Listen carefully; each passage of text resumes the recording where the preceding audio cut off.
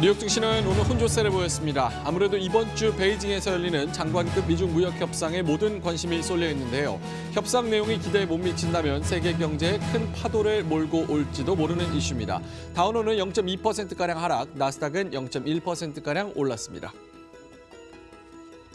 노벨 경제학상을 수상한 폴 크루그먼 뉴욕 시립대 석좌 교수가 미국을 비롯해 세계 경제가 올해 말에 침체기를 겪을 가능성이 꽤 높다고 진단했습니다. 특히 가장 침체에 가까운 것은 유로존이라고 지적했고 트럼프 대통령의 감세 정책도 거품이라고 경고했습니다. 국제유가는 미중 무역 협상으로 경기 둔화 가능성이 커지면서 0.6%가량 하락했습니다.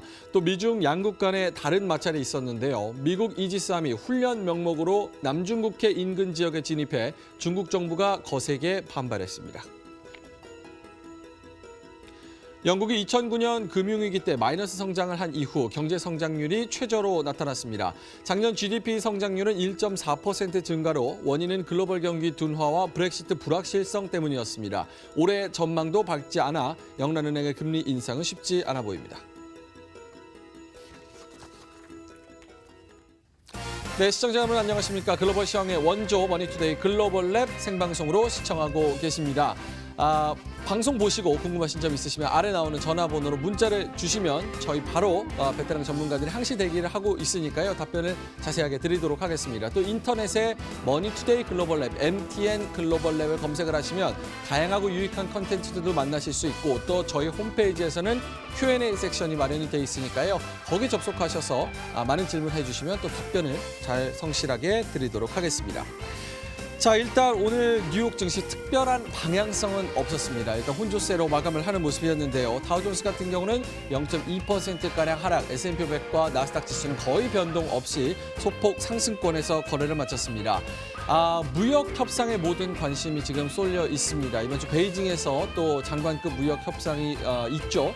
이번 무역 협상에서 타결이 되지 않으면 3월 1일 또 데드라인이기 때문에 무역 협상이 지나면은 이제 또 결렬된다면은 이제 큰 파도를 몰고 올 수 있다 이런 우려가 계속해서 퍼지고 있는 그런 상황이고요. 이번 주 가장 큰 이슈는 무역 협상 좀 지켜봐야 되는 그런 상황인 것 같습니다. 자, 오늘 이렇게 증시는 방향성이 없었지만 급격하게 상승한 특징주들은 있었습니다.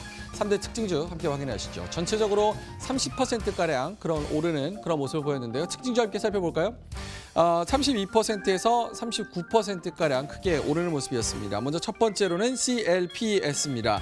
1월 9일에 방송할 당시에 저희가 한번 전해드렸었는데요. 100% 넘게 올랐었는데 오늘도 40%가량 상승했습니다. 은행, 보험, 금융 이렇게 금융권 분야의 소프트웨어 프로젝트 개발, 유지, 보수하는 그런 솔루션 업체입니다. 오늘 9%가량 올랐고요. 15달러 73센트에 거래를 마쳤습니다. 두 번째는 SPI 에너지입니다. 기억하시는 분들도 있을 텐데요. 기록적인 상승률을 보이면서 저희가 1월 24일에 194% 올랐다고 한번 전해드린 적이 있었었죠. 상업용, 주택용, 정부용 태양광 발전 솔루션을 제공하는 업체인데요. 당사는 중국, 일본, 유럽 여러 가지 유틸리티 규모와 태양광 프로젝트 개발하는 그런 업체입니다. 오늘 상승 이유는요. 실적이 좋았다거나 사업 내용이 좋았다거나 특별한 호재가 있는 게 아니고 나스닥의 상장 유지를 하기 위해서는 시가총액 최소 1,500만 달러를 10거래일 동안 유지를 하거나 아니면 5월 중순까지 달성하라 이런 조치가 내려졌었는데 여기에 따른 후행 조치, 후행 액션으로 생각이 됩니다. 특히 사업적으로는 좋은 내용이 아니기 때문에 오늘 상승하는 데 좀 전해드려야 하는 고민도 있었지만 어쨌든 상승 요인은 그렇고요. 34%가량 급등하면서 3달러 62센트에 거래를 마쳤습니다. 자, 마지막으로는 클라우드 피크 에너지입니다. 오늘 에너지 회사가 좀 많네요. 32%가량 올랐는데요. 탄광 운영사입니다. 사업 부문은요. 이 탄광 소유, 운영, 그리고 광산 관련 물류, 여러 가지 운영, 그리고 연료탄 생산도 포함이 됩니다. 오늘 32%가량 오르면서 57센트에 거래를 마치는 모습이었습니다. 자, 외국인들이 생각하는 우리나라 주가 지수의 적정 벤치마크 MSCI 한국 지수 살펴보겠습니다. 오늘 뉴욕 지수가 방향성을 잡지 못했지만 다우존스는 0.2%가량 하락했고 나스닥은 0.1%가량 올랐습니다. MSCI 한국 지수는 0.1%가량 상승하면서 62달러 77센트의 거래를 마쳤고요. FTSE 한국 지수도 마찬가지였습니다. 상승 폭은 조금 더 컸는데요. 0.4%가량 오르면서 21달러 85센트의 거래를 마쳤습니다. 자, 자세한 글로벌 시황 마감 상황 시황센터를 통해서 알아보도록 하겠습니다. 오늘은 김민지 앵커입니다.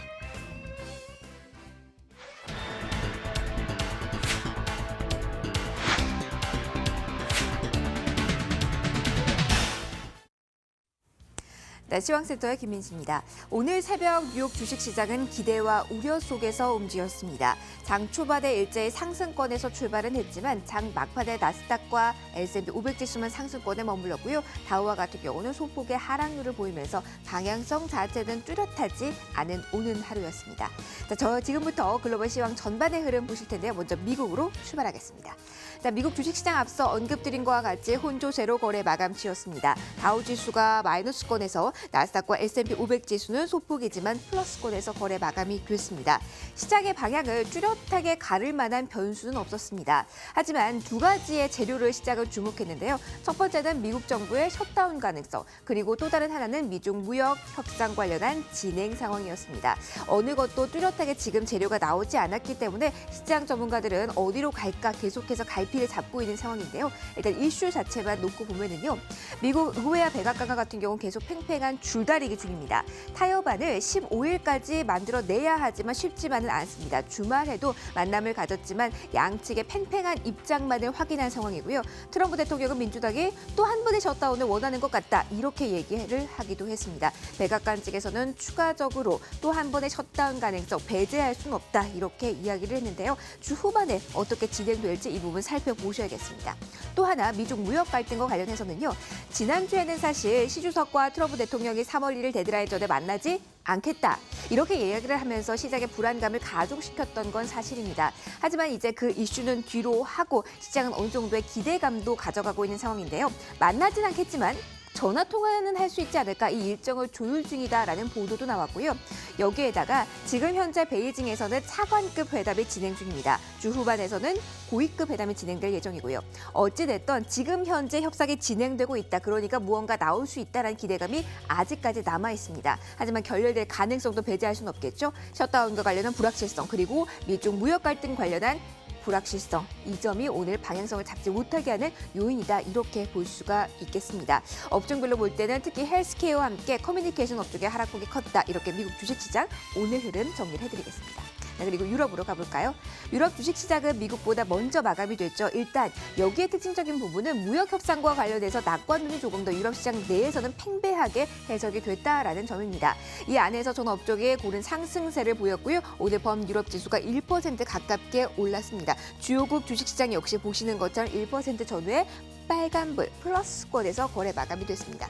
하지만 내부적으로 좀 부정적인 소식도 있었습니다. 특히 앞서 헤드라인에서도 확인을 하셨다시피 영국과 관련해서는 경기 둔화 가능성이 계속해서 언급이 되고 있습니다.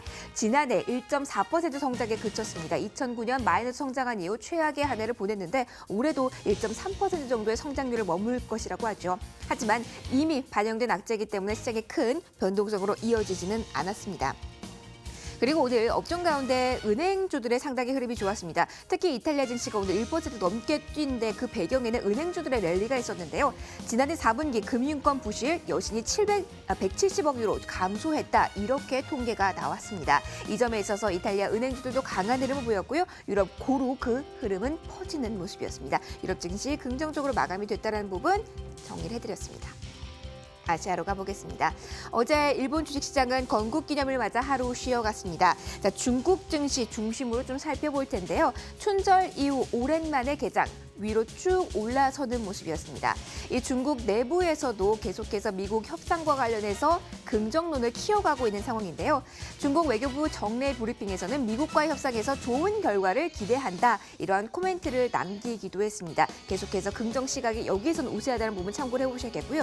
춘절 연휴, 아무래도 소비가 어떻게 되는지 여기에 대한 관심이 높습니다. 물론 증가액이 지난해 대비로 했을 때 8.5%로 10% 하회했습니다. 부진한 결과이긴 하지만 부양책이 나올 수 있다는 기대감이 있었고요. 그리고 아무래도 춘절 수혜주라고 볼 수 있는 주류, 호텔, 관광주와 같은 경우는 오늘 강세를 보였다는 점, 어제장에서 굉장히 강세를 보였다는 특징으로 볼 수가 있습니다. 중국 상하이 종합지수 1.36%나 뛰었고요.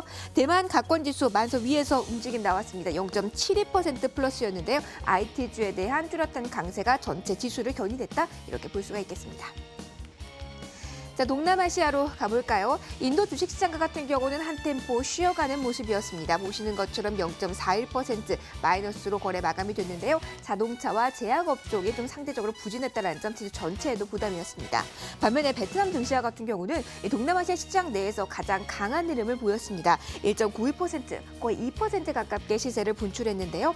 IT주에 대한 외국인들의 강력한 러브콜이 전체 지수를 위로 이끌었습니다. 보시는 것처럼 926선에 거래 마감이 됐네요. 또 다른 신흥 시장 보실까요? 남미로 가보도록 하겠습니다. 남미 주식시장 혼재된 모습이었습니다. 일단 브라질과 같은 경우는 1% 가까이 하락했고요. 멕시코와 아르헨티나 주식시장은 상승으로 오늘 새벽 거래를 마감 지었네요. 전반적인 지수 흐름 보셨습니다. 이제 외환 시장으로 넘어가 볼까요? 자, 달러와 8거래 연속으로 상대적인 강세를 유지하고 있습니다. 주요 6개국 통화 대비 달러 가치를 나타내는 달러 인덱스 보실까요? 오늘 0.43% 인덱스 기준으로 본다면 이 정도면 상당히 큰 폭의 상승률이다 이렇게 보실 수가 있겠는데요. 97달러 선에 거래 마감이 됐습니다. 그리고 유가 보도록 하죠. 자, 유가는 아무래도 여러 가지 소식에 민감하게 반응할 수밖에 없는데 오늘 여기에서 주목한 소식은 미중 무역 갈등과 관련한 모습이었습니다. 계속해서 격화되고 있다는 쪽으로 해석이 됐고 그리고 경기 둔화에 대한 우려까지 않으면서 0.6% 하락으로 WTI 마감이 됐습니다. 브렌트 역시 동반 하락세였네요. 마지막으로 비철금속 시장의 시세 보도록 하겠습니다. 강달러 기조 속의 움직임 나왔는데요. 금 가격은 밀리면서 0.5% 하락으로 오늘 새벽 거래 마감이 됐습니다. 자, 주식시장부터 상품시장까지 저와 함께 전반적인 흐름을 살펴보셨습니다. 자, 이제 월가에서는 어떠한 종목들을 눈여겨봤는지, 왜 눈여겨봤는지 궁금하시죠? 자, 종목에 대한 이야기 이어서 해보도록 하겠습니다. 오늘은 종목 명민준 앵커와 함께 하시죠.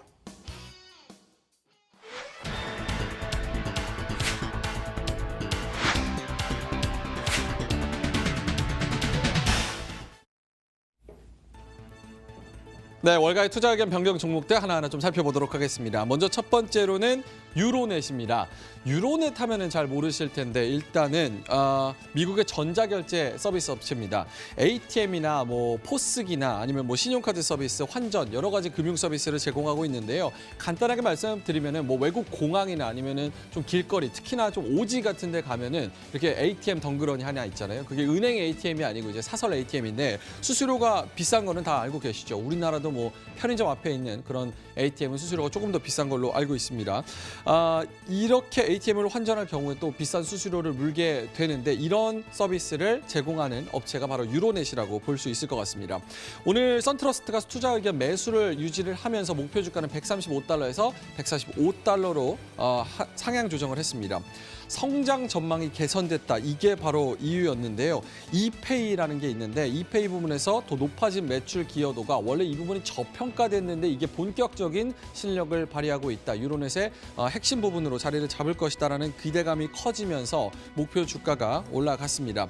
매칭 종목으로 한국전자금융 그리고 KG 이니시스를 잡아봤는데요. 일단 KG 이니시스 같은 경우는 뭐 모바일 결제 하시는 분들은 다 아실 테고요. 모바일로 뭐 핸드폰 전송을 해서 KG 이니시스 마크 크게 떠져 있는 거 많이 확인하셨을 겁니다. 또 한국전자금융 같은 경우는 한국신용정보그룹 나이스라고 하죠. 여기에 CD기, 뭐 ATM 관리 전문 업체인데요. 이렇게 요즘에는 뭐 무인 주차장 사업도 신규 사업으로 영위를 한다고 합니다. 매칭 종목으로 두 가지 알아봤고 오늘은 2%대 플러스권에서 거래를 마쳤습니다. 자, 두 번째로 넘어갑니다. 타이어 업체 하나 알아볼 텐데요. 뭐 타이어 하면은 여러 가지 아시죠? 우리한테는 익숙한 한국 타이어, 금호 타이어도 있고요. 미쉐린, 뭐 피렐리 그리고 지금 가져온 거는 굿타이어입니다. 굿타이어 아거스에서 매수해서 보유 쪽으로 투자 의견에 하향 조정을 했습니다. 목표 주가는 제시하지 않았고요. 이유는 실망스러운 4분기 실적 때문이었습니다. 어제도 그렇고요. 저희가 계속 투자 의견 변경 종목을 전해드리는 게 이슈가 바로 실적이 많습니다. 4분기 실적이 좀 실망스러웠다 이런 얘기를 하고 있는데 단기적 전망엔 좀 높은 비용이 투입될 것이다. 그렇기 때문에 배수에서 보유 의견으로 좀 낮춰 잡았고요. 또 장기적으로 봤을 때는 굿타이어가 잠재력에 대해서는 좀 낙관적이지만 뭐 타이어 업체들이 워낙 많기도 하고요. 또 금년에 원자재 비용이 상승을 하면서 이런 충격이 지속될 것이다. 이런 의견을 내비치고 있습니다. 자, 세 번째는 뭐 너무나 유명한 엔비디아입니다. 오늘 1%대 하락했는데요. 뭐 게임하는 사람은 그래픽 카드 때문에 모를 수가 없고 또 반도체 투자하시는 분들은 차세대 인공지능 반도체 업체로 뭐 인텔이나 엔비디아 쪽 관심 많이 가지고 계실 겁니다. 번스타인 쪽에서 아웃퍼폼에서 마켓 퍼폼으로 투자 의견을 하향 조정했다는 점 좀 참고를 해보셔야겠습니다. 목표 주가도 250달러에서 175달러로 아주 크게 낮춰 잡았습니다. 오늘은 일단은 현재 미정인 상태로 남아있는 게이밍 비즈니스, 게임 쪽에서 잠정 매출이 의문점이 생긴다 이런 분석이 나오고 있고요. 또 펀더멘탈적으로 봤을 때 금년도 가이던스가 좀 하향 조정됐습니다. 본사에서 가이던스 컷이 됐기 때문에 이런 냉담한 가이던스 때문에 목표 주가가 크게 하향됐다. 기대할 만하지 못하다. 이런 얘기가 나오면서 오늘 엔비디아는 목표 주가가 하향 조정했습니다. 주가도 1%가량 하향 조정되면서 마감했습니다. 자, 오늘 월가 투자 의견 변경 종목 3가지 알아봤습니다.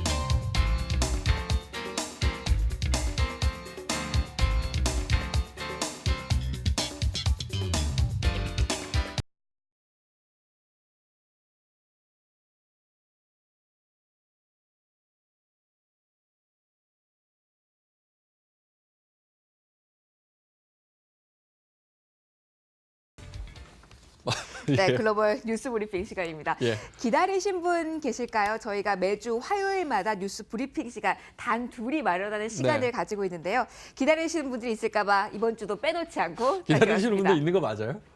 제가 기다렸습니다. 자, 매주 화요일을 기다리시는. 예. 그래서 오늘 잠을 못 잤다는. 예. 자, 오늘 첫 번째 뉴스부터 하나씩 저희가 이야기 나눠보도록 할게요. 첫 예. 번째는 셧다운에 대한 이야기입니다. 셧다운 얘기예요.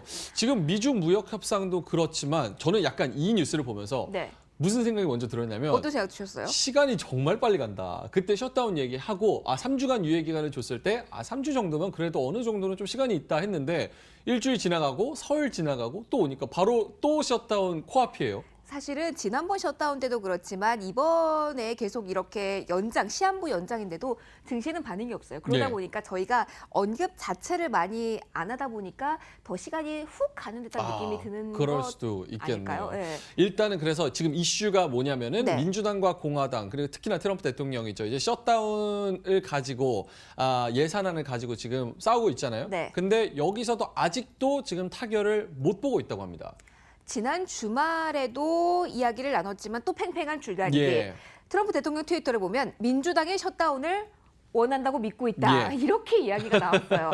자, 이게 아무래도 정치적 싸움이다 보니까 쉽게 안 돼요. 그리고 이번 예산안이 지금 이 안대로 통과된다고 하더라도 국경 장벽으로 트럼프 대통령이 요구하고 있는 게 57억 달러인가요? 우리 돈으로 얼마죠? 5조 원이 좀 6조 원 정도 되는 돈인데. 이 엄청난 금액을 가지고 지금 국가 비상사태까지라는 이야기가 나오고 있으니 이게 근데 15일이 넘어가면 또 한 번의 부분 셧다운이란 말입니다. 그러니까 15일이면 오늘이 12일이죠. 이제 네. 미국 시간으로 치면 4일 뒤에는 또다시 셧다운이 일어날 수 있다. 이게 지금 문제가 제기되는 거죠. 이렇게 두 번씩이나 셧다운을 한 적이 그러니까요. 있나요? 저는 없었던 걸로 기억하는데 제가 또 미국인이 아니니까. 근데 역사상 저도 없었던 걸로 제가 쭉 보면 기억이 나는데 예.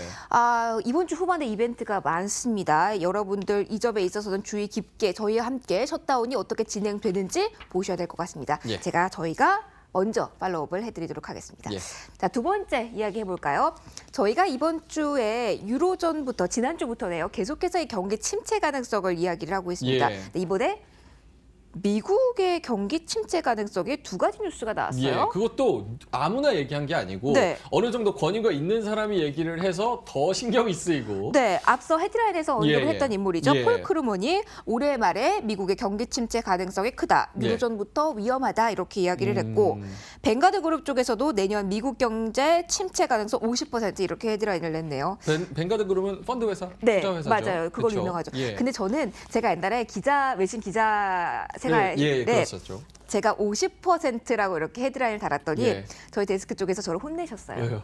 50%면 된다 안 된다 둘 중 하나 아니냐. 그거 누가 못하냐. 뻔한 얘기네. 예, 그래서 예 죄송합니다. 라고 제가 반반이에요. 될 수도 있고 안 될 수도 있고. 그런데 지금 어찌됐건 올해는 30에서 35%, 예. 내년에 절반 정도 될 수도 있고 안 될 수도 있고 이런 상황이라고 나왔는데 미국이 무너진다면 아무래도 파장이 크기 때문에 그러니까요. 그런데 뭐 2008년 금융위기 정도는 아니다라고 이야기를 했지만 지금 저는 정부의 역할에 대해서 강조하는 그런 예. 폴 크루먼의 이야기를 들어보면 지금 이렇게 싸우는 것이 아니라 정말 경제를 위해서 무언가 대책을 실질적인 대책을 내놓아야 된다. 예, 이렇게 압박을 하는 게 아닌가라는 생각이 들어요. 어떻게 보세요? 일단은 지금 저는 주변에서 이렇게 계속해서 권위 있는 사람들, 뭐 IMF 라가르드 총재도 그렇고요. 경기 침체가 온다라고 계속 얘기를 하면서 중앙은행들이 이거에 대한 압박을 많이 받고 어쩔 수 없이 많이 받고 있을 거라고 보고 있어요. 또 어제인가요? 엊그제인가요? 저 또 그런 뉴스가 나왔습니다. 뭐 인도, 호주를 포함해서 네. 여러 가지 각국 주요 중앙은행들도 이제 금리 인상을 멈추고 다시 돌아섰다. 인도도 지금 6개월 만에 금리 인상했다가 두 번 이제 인하로 다시 돌아섰고 또 호주도 부동산 가격이 또 폭락하면서 인상을 못하고 멕시코도 마찬가지고. 동결됐고 멕시코도 그렇고요. 그러니까 미국 중앙은행이 뭐 올해 한 번에서 뭐 두 번 뭐 금리 인상을 한다 이런 얘기가 뭐 네, 나오지만 뱅가드 그룹 쪽에서는 올해 한 번 네. 금리 인상 6월 때 네, 이렇게 한다 이렇게 얘기가 있는데, 나오고 예. 있지만 사실 그마저도 좀 힘들지 않을까라는 생각도 점점 들고 있어요. 맞아요. 예. 하지만 시장에서 어떻게 해석을 할지 이렇게 경기 침체 가능성을 유동성 랠리로 보면서 좋게 해석을 할지 예. 아니면 우려로 표할지 계속 오늘은 지켜보셔야 합니다. 이 말만 제가 반복하는 것 같아요. 저희가 근데 사실은 네. 지켜봐야 할 게 너무 많아요. 북미 정상회담도 사실은 뭐 할 수 있는 게 없죠. 맞아요. 지켜봐야 되죠. 미중 무역 협상도 장관급 지켜봐야 되죠. 맞아요. 뭐 셧다운 얘기도 지켜봐야 뭐 지금 되고요. 데드라인 4일인데 맞아요. 지켜봐야 되고. 좀 짧게 보고 이슈에 대응하는 네. 그런 전략이 필요한 시기가 아닌가 저희는 사실 싶습니다. 투자자들분들, 네. 시청자들분들한테 할 수 있는 거는 저희가 최대한 자료를 모아서 맞습니다. 가장 정확한 예측을 해드리는 거. 요거밖에 할 수 있는 게 없지 않을까. 예, 저희는 근데 새벽마다 깨 있으면서 예. 이렇게 따끈따끈한 뉴스를 전해드리고 있으니까 그러니까요. 이 도움을 받아보셨으면 좋겠습니다. 최대한 노력을 하고 있습니다. 네, 알아주세요. 오늘 알아주셨으면 좋겠습니다. 예. 오늘 되게 원필 많이 하시네요. 세 번째 이슈 가볼까요? 네, 예. 중국에 관한 이야기입니다. 제가 이 이야기를 좀 시황에서 길게 할까 하다가 이제 여기서 이야기하려고 좀 미뤄뒀습니다. 예. 소비 침체 확인한 중국 춘제, 소매, 관광 등 모두 부진. 예. 이렇게 헤드라인 자체는 나왔는데 증가폭이 8.5%. 예, 예. 그러니까 10% 미만으로 내려간 게 14년 만에 처음입니다. 아무래도 미중 무역 갈등과 관련해서 그 파장이 있다 이렇게도 볼 수가 있겠죠. 예. 근데 저는 약간 이 뉴스 보면서 네. 또 의구심이 들었던 게 저희가 또 이제 중국에 대해서 중국 통계에 대해서도 의문점을 가끔씩 제기를 맞아요. 했었잖아요. 네. 근데 춘절이면은 지금 설날 며칠 전이잖아요. 네. 근데 벌써 이 소비 통계가 다 집계가 됐다고요? 그 14억 인구에? 아, 어떻게 보세요? 아니 14억 인구의 그 소비 통계를 일주일 만에 다 집계를 했다고요? 예리한 부분을 지적을 하셨네. 아니 어떻게 이게 가능한 건지. 근데 예. 이게 그 통계로 가능한 부분만 집계를 한 거라고 해요. 예. 그러니까 이제 오프라인이나 온라인 매출, 아니면 해외 여행 비행기 대수, 뭐 여권 승인 수 이런 예. 거 같은 경우 통계가 가능하니까 대충 예상치? 네네. 그런데 저는 소비 침체가 확인됐다. 이거는 팩트입니다. 예. 그런데 이 소비 패턴이 변화하고 있다라는 이 부분에도 좀 포커스를 맞추시면 좋지 않을까라는 생각이 들어요. 왜냐하면 오프라인 매출은 줄었습니다. 예. 그런데 온라인 매출은 증가세가 뚜렷했습니다. 내부, 그러니까 중국 내에서 여행객들은 줄었습니다. 그러나 해외 여행객들은 11% 증가세. 그러니까 이게 트렌드의 변화의 변곡점에서 이런 변화가 있을 수밖에 없지 않을까. 너무 부정적으로만 소비 침체다 이렇게 볼 수는 없지 않을까. 물론 이 지표가 중요한 이유는 1년 동안의 중국의 소비를 알 수 있는 지표가 바로 그쵸. 춘절 연휴의 매출이기 때문이기도 예. 하지만 저희가 이제 라이징 스타 시간에도 중국 관련해서 이 트렌드의 변화에 맞춰 투자하자라는 말씀을 전해드렸는데 예. 여기에서도 그게 확인이 되고 있습니다. 그 변화가 어떻게 감지되는지 헤드라인보다는 그저 세부적인 사항들을 여러분들이 확인해 보시는 게 지금은 필요한 시점이지 않을까라는 생각이 드네요. 지금 네. 중국에서 가장 큰 이슈는 이제 부동산 침체 네. 그리고 국가 부채가 아니죠. 그 국가 기업들 공기업이라고 하나요? 공기업들 지방 정부의 부채가 그쵸, 부채. 엄청난 문제예요. 왜냐하면은 예. 이제 인프라 개발을 하면서 채권 같은 거를 많이 발행하게 해주면서 그렇죠. 여러 가지 지방에 돈을 주기 위해서 몰아줬어요, 빚을. 예. 그러다 보니까 지금은 이게 만기가 돌아오면서 이게 터질 수가 있는 상황, 그 상황에 지금 임박을 지금 한 거죠. 무역 네. 협상에서 전체적인 내수가 부진할 것이다 이런 우려가 나오는 상황에서도 이렇게 내수 소비도 부진하다 이런 얘기가 나오는 게 불안해요. 예, 지금 베이직의 차관급 회담 진행되고 예, 있죠. 예. 어떠한 결과가 나오는지 저희가 나온 대로 업데이트를 해드리겠고 일단은 소비는 줄어든 건 팩트. 그러나 내부적으로 통계가 변화하고 있다. 그 트렌드의 변화도 민감하게 예. 확인을 해보셨으면 좋겠습니다. 예. 자, 오늘 세 가지 뉴스 확인해봤습니다. 저희는 다음 주 화요일 날 돌아오겠습니다. 글로벌 뉴스 브리핑이었습니다.